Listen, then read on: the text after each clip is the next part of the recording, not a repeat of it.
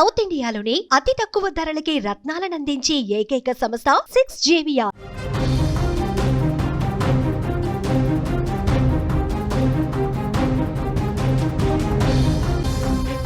కోట్ల రూపాయల విలువైన ఆస్తులున్నాయి. బంగారం లాంటి భార్య ఉంది. ముత్యాల లాంటి ముగ్గురు పిల్లలు.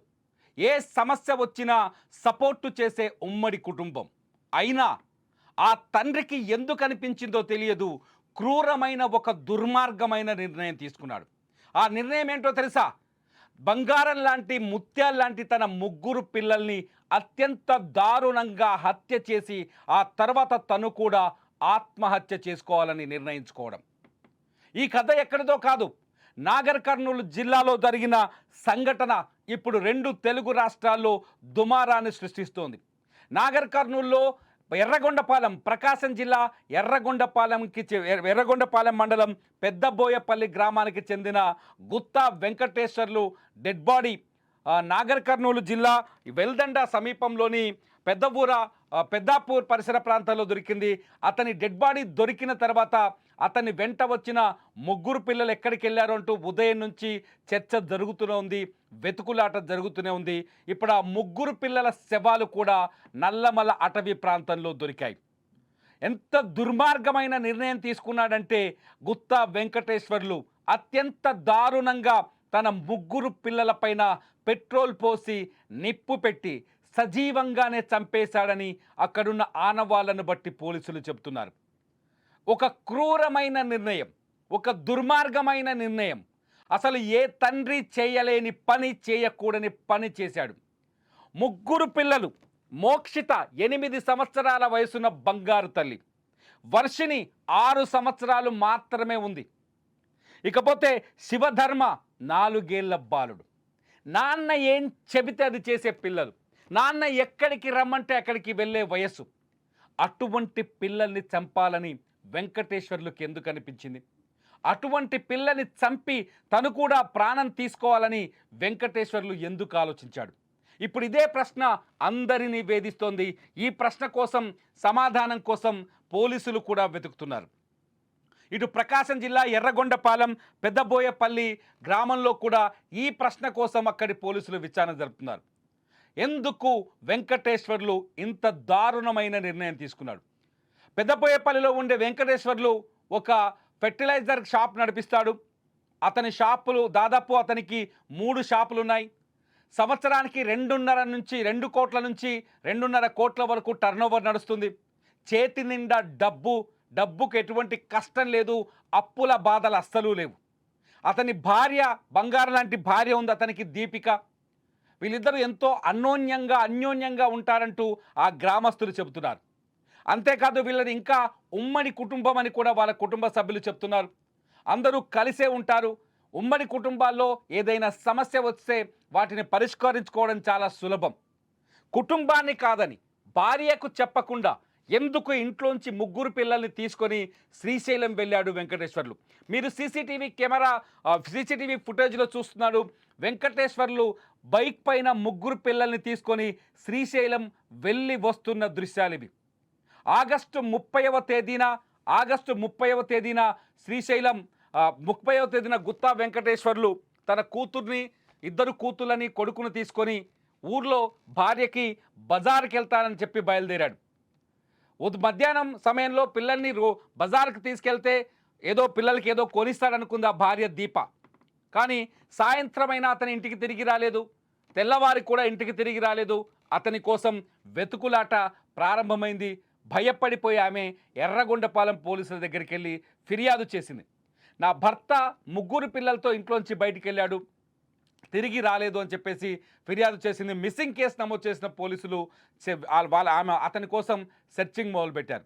కట్ చేస్తే అదే ఆగస్టు 30వ తేదీన సీసీటీవీ ఫుటేజ్ ఆధారంగా చూస్తే ఈ వెంకటేశ్వర్లు పిల్లల్ని తీసుకొని నేరుగా శ్రీశైల క్షేత్రానికి వెళ్ళాడు. ఎర్రగొండపాలెం నుంచి శ్రీశైల క్షేత్రానికి వెళ్ళి అక్కడ పిల్లలకి దర్శనం చేయించి తను దర్శనం కూడా చేసుకున్నట్టుగా ఇప్పుడు నాగర్ కర్నూలు జిల్లా వెల్దండ పోలీసుల విచారణలో తెలుస్తోంది. నాగర్ కర్నూలు జిల్లా వెల్దండ పోలీసులు ప్రాథమికంగా అందిస్తున్న సమాచారం ప్రకారం శ్రీశైలం నుంచి పిల్లల్ని తీసుకొని నేరుగా నాగర్ కర్నూలు జిల్లా సూర్యతండ సమీపంలోకి వచ్చాడు ఈ వెంకటేశ్వర్లు. సూర్యతండ సమీపంలో తన చిన్న కూతురు వర్షిని, అట్లాగే కొడుకు శివధర్మ, పాపం వర్షిని వయసు కేవలం 6 సంవత్సరాలు, అట్లాగే శివధర్మ వయసు కేవలం 4 సంవత్సరాలు. ఆ డెడ్ బాడీల్ని మీకు చూపించాలంటే మాకు భయం వేస్తోంది. పాపం ఆ బంగారు ఇద్దరు చిన్నారుల పైన పెట్రోల్ పోసి నిప్పంటించి వాళ్ళ శవాలని బూడిద చేయాలనుకున్నాడు వెంకటేశ్వర్లు. కన్న తండ్రి చేసే పనా ఇది? కన్న తండ్రి ఇంత దుర్మార్గంగా ఆలోచిస్తాడా? మనం అనుకుంటాం మన నాన్న మనం తీసుకెళ్ళి చంపుతాడా? ఆ పిల్లలు కూడా ఆలోచించలేదు ఆ క్షణంలో. మా నాన్న మాకు చాక్లెట్లు కొనిస్తాడు, బిస్కెట్లు కొనిస్తాడని నమ్మకంతో వెళ్ళారు. గుడికి తీసుకెళ్తే టెంపుల్ని చూపించడానికి తీసుకొచ్చాడని నమ్మారు.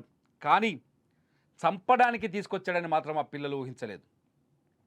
ఎరగో ఇక సూర్యాపతండ సమీపంలో వర్షిణిని, చిన్న కూతురు వర్షిణిని, కొడుకు శివధర్మని అత్యంత పాశవికంగా అత్యంత దారుణంగా పెట్రోల్ పోసి నిప్పు పెట్టి సజీవంగానే దహనం చేసినట్టుగా పోలీసులు అనుమానిస్తున్నారు. వాళ్ళ డెడ్ బాడీలు పూర్తిగా కాలిపోయి దొరికాయి ఆ సూర్యతండ సమీపంలో. ఆ తర్వాత ఇది 31వ తేదీన జరిగింది, ఆగస్టు 31వ తేదీన జరిగింది సంఘటన. ఆ తర్వాత కొంచెం ముందుకొచ్చాడు కల్వకుర్తికి. అదే ఉమ్మడి మహబూబ్ నగర్ జిల్లా కల్వకుర్తికి సమీపంలోకి వచ్చాడు. కల్వకుర్తి సమీపంలో ఉన్న ఒక తాండ్రా అనే ఒక ఊరు దగ్గర, కల్వకుర్తి సమీపంలోని తాండ్రా ఊరు దగ్గర పెద్ద కూతురుని ఒక్కదాన్ని బైక్ మీద తీసుకొని వచ్చాడు. సీసీటీవీ ఫుటేజ్లో, ఫొటోస్లో మీరు చూడొచ్చు. ఇదిగో ఈ పాపే పెద్ద కూతురు. బైక్ పైన వస్తున్న వెంకటేశ్వర్లని, అట్లాగే వెనకాల కూర్చున్న పెద్ద కూతురిని. పాపం ఆ బంగారు తల్లికి తెలియదేమో అప్పటికి. తమ్ముడు చెల్లి ఏమైపోయారో ఈ 8 ఏళ్ల కూతురికి మోక్షితకు తెలియదేమో. తెలుసుంటే నాన్న నువ్వెందుకు ఇలా చేశావు, నువ్వు నన్ను చంపుతావని, ఎందుకంటే తెలివుంది అమ్మాయి కాబట్టి నన్ను చంపుతావని భయపడేదేమో.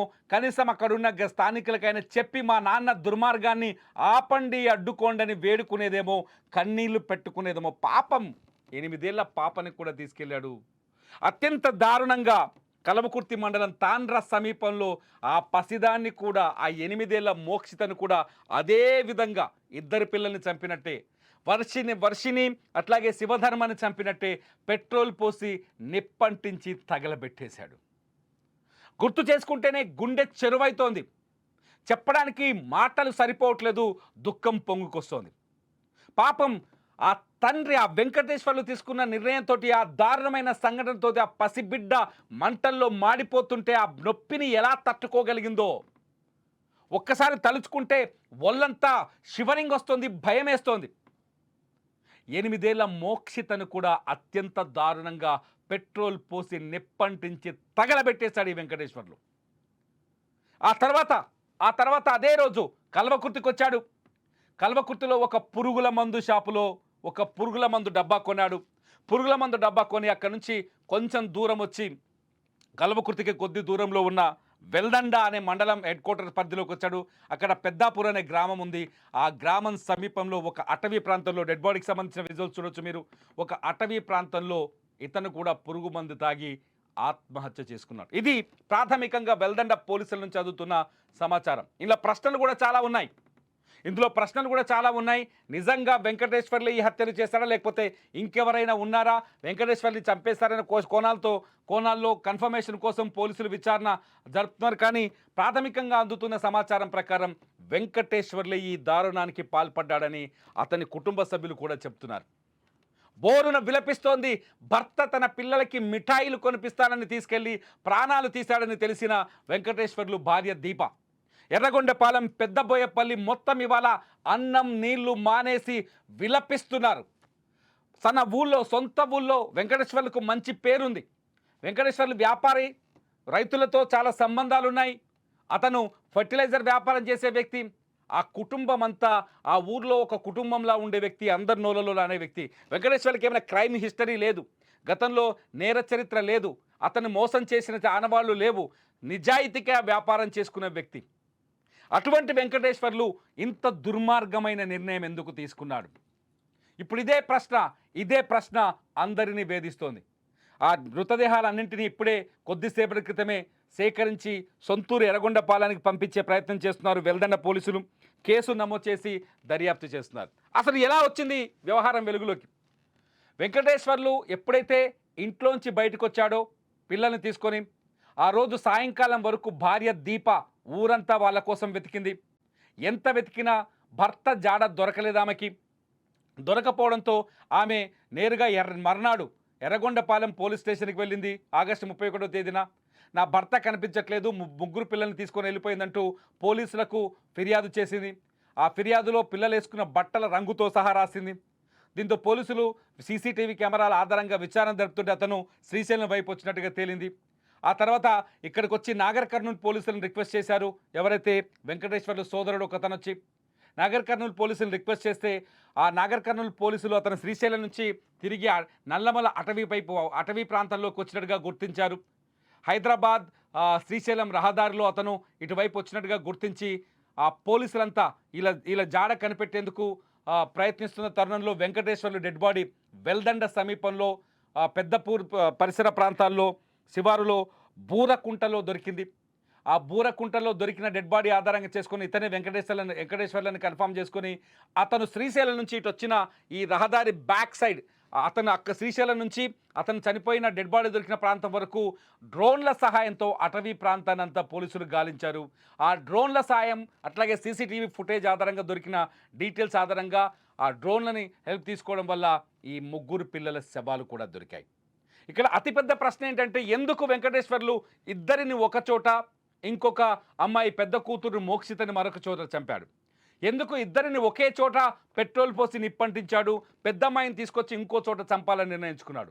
ఎందుకు తను ఇంకొక ప్రాంతానికి వెళ్ళి చనిపోవాలనుకున్నాడు? ఎందుకు తన కుటుంబాన్ని తనే నిర్దాక్షిణ్యంగా నాశనం చేసుకోవాలనుకున్నాడు? ఎవరి మీద కోపం? ఒకసారి ఎంక్వైరీ చేసే భార్యాభర్తల మధ్య సహజంగా ఉండే గొడవలే తన భార్య దీపతో కూడా వెంకటేశ్వర్లు ఉన్నాయని గ్రామస్తులు చెబుతున్నారు. భార్య మీద కోపం ఉందని పోలీసులు కూడా కొంత అనుమానిస్తారు. సాధారణంగా ఇటువంటి హత్యల కేసుల్లో భార్యతో ఉండే విభేదాలే ఈ దుర్మార్గాలకు కారణమవుతూ ఉంటాయి. వెంకటేశ్వర్లు ఎందుకు పిల్లల్ని చంపేంత కక్ష పెంచుకున్నాడు? ఎందుకు తన ప్రాణానికి ప్రాణంగా చూసుకున్న పిల్లల్ని? ఎందుకంటే ఆ పెద్దబోయిపల్లి గ్రామస్తులతో మేము కూడా మాట్లాడే ప్రయత్నం చేస్తే వాళ్ళు చెప్తున్నారు, పిల్లల్ని భుజాలపైన దించేవాడు కాదు, భుజాలపై నుంచి దించేవాడు కాదు, ఎప్పుడూ ఒళ్ళో కూర్చోబెట్టుకొని చాలా సంతోషంగా కనిపించేవాడు. తల్లి బిజీగా ఉంటే వెంకటేశ్వర్లే దగ్గరుండి పిల్లలకి భోజనం పెట్టేవాడు. ఆయన భార్య ఏడుస్తుండేవన్నీ గుర్తుకొస్తున్నాయి. తల్లి బిజీగా ఉంటే వెంకటేశ్వర్లే పిల్లలకి భోజనం పెట్టి తినిపించేవాడు. పిల్లలకి ఏది కావాలంటే అది కొనించేవాడు. చేతి నిండా డబ్బున్న వ్యక్తి కావటంతో చాలా ప్రేమగా ఆప్యాయంగా చూసుకునేవాడని తెలుస్తోంది. పిల్లలపైన అంత ప్రేమ పెంచుకున్న వెంకటేశ్వర్లు అదే చేతులతో ఎలా పిల్లల్ని చంపగలిగాడు? పిల్లలంటే అంత ఇష్టమున్న వెంకటేశ్వర్లు అదే మనసు ఎలా వచ్చింది?